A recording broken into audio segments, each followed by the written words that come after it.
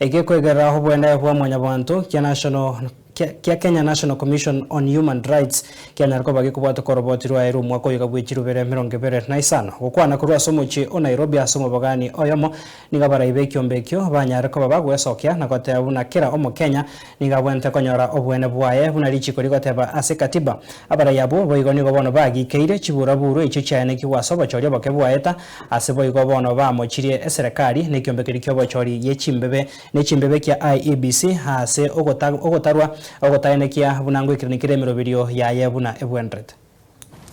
The commission documented 57 violations on the right to life. These include the killing of a human rights defender, one Richard Otieno in Molo. There was a question on the number of deaths in the by-election, and we've documented 3. So 2 of them were from Kasipul, Kabondo,